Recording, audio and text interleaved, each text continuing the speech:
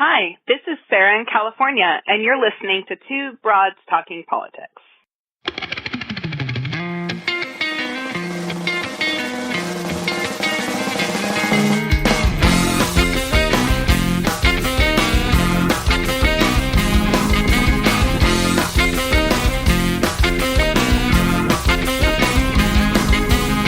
Are you listening?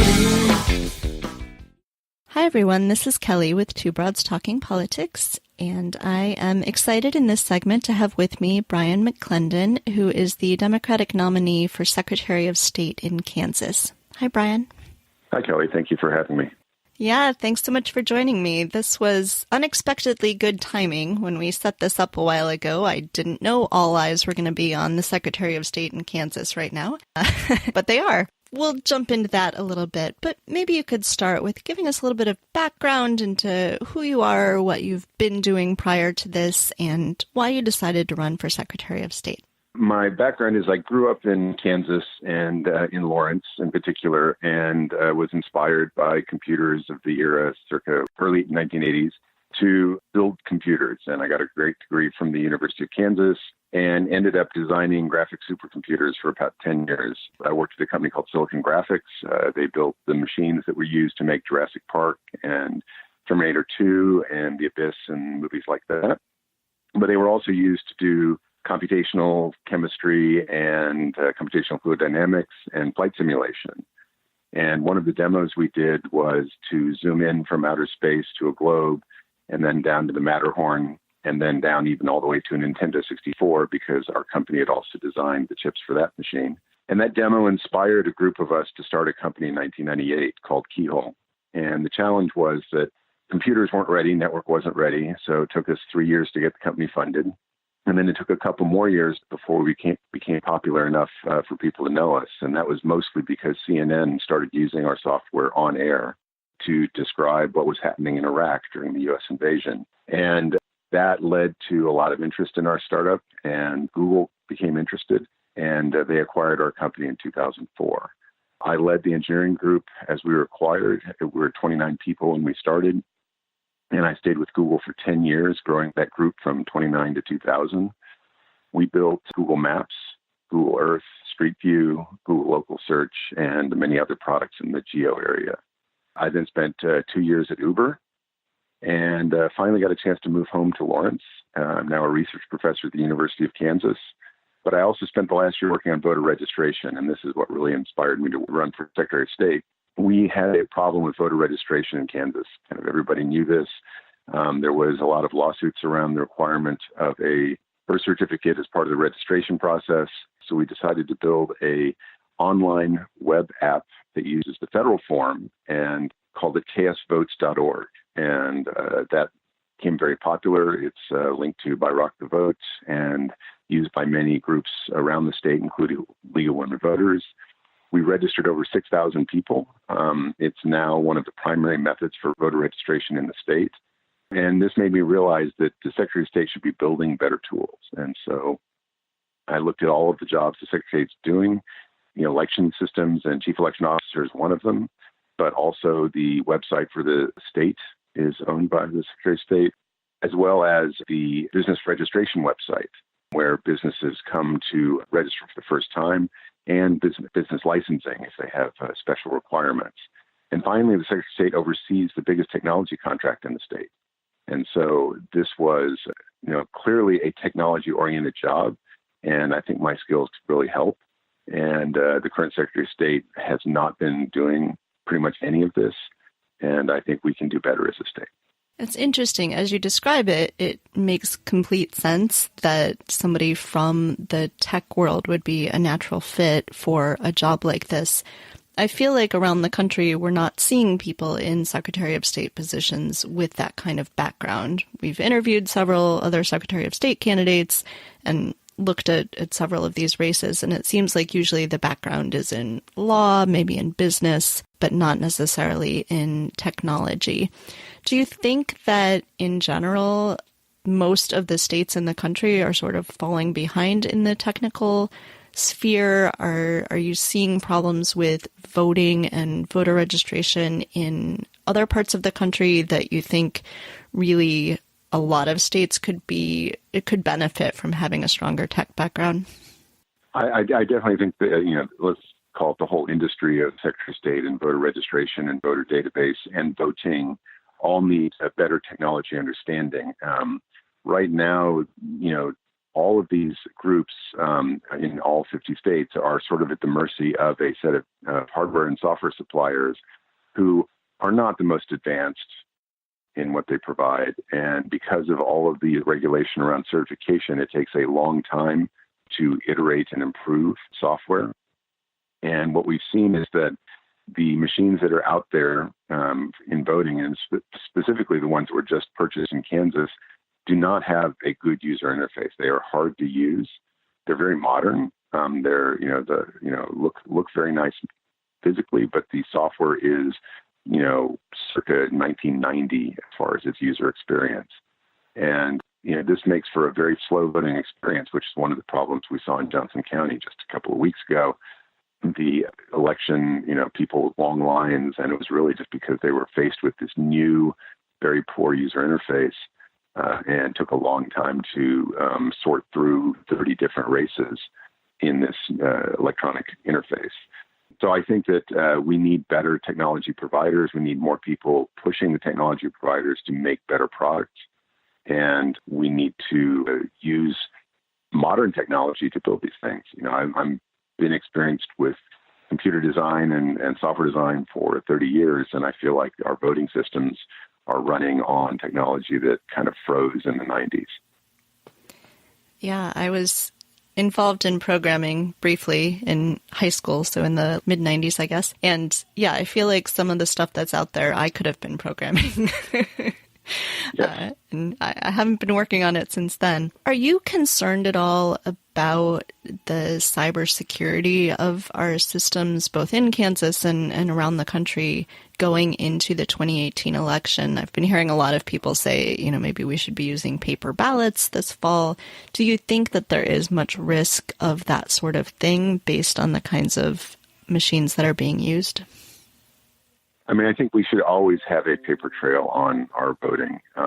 So it doesn't necessarily need to be a paper ballot, but the voter should be able to inspect a paper record of how they voted, make sure that it is recorded, such that when we audit these elections after the fact, we can prove that the unofficial numbers that were reported match, a potential audit hand count of a precinct or two. And it'll be very interesting. We're about to see Kansas go through a recount and possibly a hand recount. So we will certainly be able to verify whether the unofficial tabulations were accurate or not. And I'm thinking they should be, but we will certainly find out. So do I believe that there's a risk around the election systems? I do think there is. I think that partially because some of this technology froze in the 90s, whether it's the operating system or some of the code and library that was used to develop it, it means it's susceptible to bugs, and bugs are how hackers break into these machines. There's a huge effort, though, on the part of election officials to design systems to prevent this kind of attack. They use air-gapped computers that are not connected to the network, that have all their USB ports plugged, and make it much harder to access the machines, both the tabulation machines and the voting machines themselves. And I think there's a lot of effort in that area, and there's a lot of methods that are used to make sure that there's not physical access to these machines by, a nefarious person. But that doesn't guarantee it's not happening. We need to be able to detect if it has happened. And so I'm a very strong proponent of audits, which means running through by hand the paper trail and proving that the tabulation matched it. So I think normally the Secretary of State in a state is an office, is an election that gets overlooked somewhat. I suspect in Kansas that may be less the case this year because of what's happening right now. As you go around and you're talking to people and campaigning, do people know what the Secretary of State does? Are there particular issues that they're concerned with? What sorts of things are you hearing as you campaign? I think everybody is aware of sort of the Secretary of State as the chief election officer. And so certainly what's going on now with the recount that's going to happen for the governor's race, which our Secretary of State is one of the candidates for, that's generating a lot of focus on this office and, also about conflicts of interest and whether he should oversee his own recount. He has officially recused himself, but he put his own deputy in charge, who is a political appointee, and I think that's a cause for concern. What I hear around the campaign trail is, a focus on election questions, but also, discussions about business registration and about the business and also about transparency. One of the biggest challenges Kansas has been facing is that our government has a serious transparency issue. There was a series of articles by the Kansas City Star that showed that many of the operations that happen inside the state, whether it's on the legislative branch or in spending or rule changes, is not well documented to the public. And even if you do a Freedom of Information Act or a KORA, as it's called in Kansas, and try and get this information, you don't have good visibility on to what happened. Some of our legislative votes are not even recorded. And this means that legislators can, make decisions without any record of that happening. And that's just not good. So building the Secretary of State's website to publish much more of this information, make it easily searchable, and also getting some legislation passed to clean up all of this sort of secrecy and get the government's activities out in the public, I think, is a critical part of the job. Kansas has been a fairly red state for a while now and has been sort of the home of a lot of really conservative policies. Do you think that is going to trend more blue in this election? What is your sense as you're talking to people? I assume since you're a tech guy, you're running numbers and thinking about these kinds of races. What is your sense of what this election in November might look like in Kansas? Well, I think to go back in history, the governor has been a Democrat every other time for the last 30 years. And so we're not a pure red state. And the most recent swing to red happened in 2010 with the Tea Party and Sam Brownback as governor. And this was the Brownback-Collier experiment that occurred. And tax rollbacks and, a glide path to zero tax was his goal. But the result of this was, significant underfunding in the government, running up deficits, which we can't actually do. We had to borrow money in bonds and take money from the transportation fund just to balance the budget. And what this meant was we were deeply underfunded as a state, so much so that there was a rebellion by voters in 2016, and we saw a lot of Republican moderates elected. We saw 12 Democrats elected, and there was a huge turnover in 2017. Basically, the House and Senate of Kansas voted to increase taxes to undo most of the damage from the experiment, and they got a veto-proof majority to do so. So they actually overrode Sam Brownback's veto of their bill and were able to raise taxes. And this was last year. And I think the evidence is that we're going to see an even bigger swing in 2018. The candidates that we are running at governor and in Congress are very strong. They are getting a lot of traction both in social media, in the press, and in donations. And so you're seeing well-funded candidates in a broad variety of offices in Kansas for the first time probably in a few decades. And so I have a strong belief and have some numbers to show that we will have a blue wave in Kansas that will be as big or bigger than the rest of the country. Well, that's certainly very exciting to hear.